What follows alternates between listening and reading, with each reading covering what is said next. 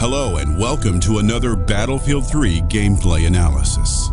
Today we will be looking at the Thunder Run tank gameplay as played by executive producer Patrick Bach at EA's press conference at E3 2011. It is believed that this is the very first mission in Battlefield 3's single-player campaign, allowing you to step into the shoes, or should we say assault boots, of Corporal Jonathan Jono Miller, 1st Marines Tank Battalion during a large-scale assault on the outskirts of Tehran, Iran, in the Caviar Desert on October 31st, 2014 at 0900 hours.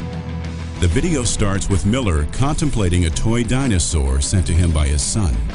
Although DICE say it is nothing more than a coincidence, the dinosaur is believed to be a reference to 4chan's V-Board's collective rant from 2009, when a representative from Activision asked the board what Call of Duty Modern Warfare 2 was lacking due to the game's low popularity in the PC community. As 4chan's Anonymous or Anons are known for trolling, they didn't give a serious answer and said that it's the lack of dinosaurs that make Modern Warfare 2 a bad game. While it's not exactly a critical aspect of gameplay, it is still worth mentioning. He finally puts away the toy and focuses on the oncoming battle at the insistence of his crewmate. Meanwhile, 2 FA-18 jets fly overhead towards Tehran, and as he's looking around, we see the true scale of the armored assault that is about to hit the capital city. The armored units in question appear to be M1A2 Tusk Abrams tanks, as well as a few AAV-7 amphibious assault vehicles, best seen around the 1 minute 20 seconds mark, after the 2 Marine Corps AH-1Z Viper helicopters fly by. Note that the Abrams tanks are not equipped with the optional remote weapon station for the commander's MG. Instead, they just have one 50 caliber machine gun with a see-through shield. Around the 1 minute 32 seconds mark, we see 122mm rockets fired by BM-21 Grad launch vehicles from a PLR outpost. As soon as Anvil Actual sends reports of PLR armor, Miller takes control of the tank and we get a better look at the tank's HUD, or heads-up display. On top, we have a compass showing the tanks are facing 315 degrees, meaning they are assaulting from southeast towards the northwest. This is geographically correct, as the Caviar Desert is southeast from Tehran. In the top left corner, the main cannon's elevation is shown in degrees. In the top right, we see a digital speedometer displaying the tank's speed in kilometers per hour. Mid-left, we see the status of the tank's weapons system and its 2 6-barreled smoke grenade launchers. At the bottom, we are displayed the status of the M256 120mm smoothbore main gun, RDY indicating it is ready to fire, and wait indicating it is not ready to fire. We also see an indicator allowing the operator to better see where the tank's turret is currently facing, in comparison with the tank's hull. Last but not least, in the middle we have the Abrams unique aiming reticle, as one would expect. When magnification is activated by clicking the right mouse button, there's an indicator on the right-hand side showing the current magnification. In our case, 3 times magnification. There's also a warning light that appears when the tank is taking damage. The indicator reading 60 Hz shows the screen refresh rate, but in-game, it serves no functional purpose whatsoever. The battle group then engages enemy armor that is closing in. The enemy tank's silhouettes aren't very clear, and it makes identification harder. But around the 3 minute 47 seconds mark, Miller fires at a tank, and then someone, possibly Miller himself, says, "Boom, T-72 engaged and destroyed," on the radio, giving us conclusive proof that the enemy tanks are T-72s, easy pickings for an M1 Abrams. It is unknown if they will also make an appearance in Battlefield 3's multiplayer. The player can switch to thermal imaging by pressing C on the keyboard. It is unknown as of now if thermal imaging will be present in multiplayer.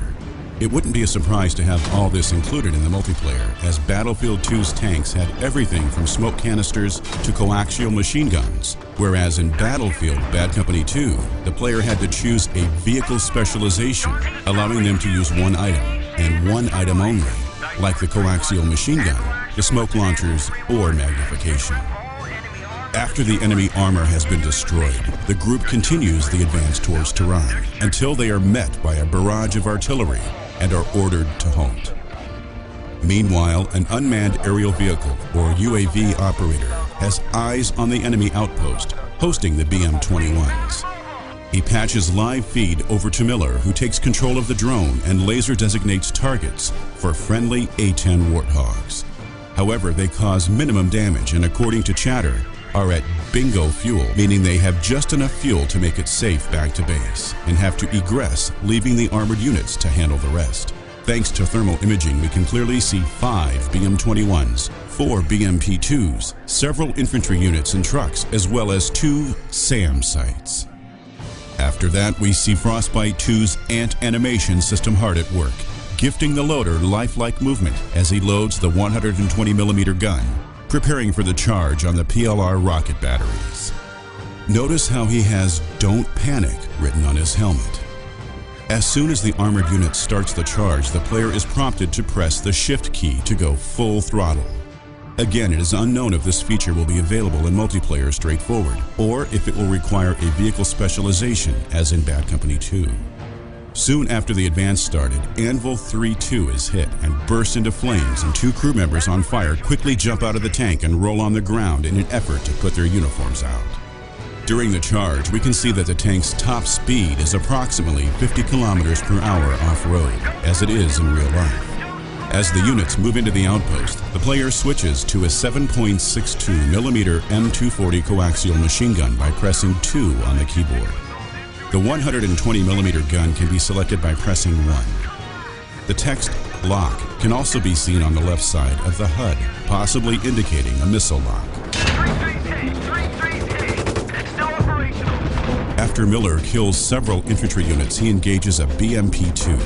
BMP stands for Boyevia Machina Pechoti, literally Infantry Fighting Vehicle.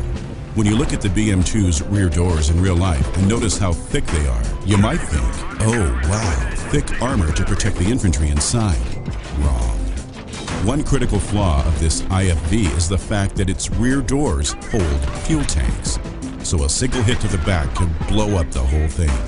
If BMP-2s will be present in BF3's multiplayer, don't expect them to blow up from a single hit to the back though. In multiplayer, balance has priority over authenticity.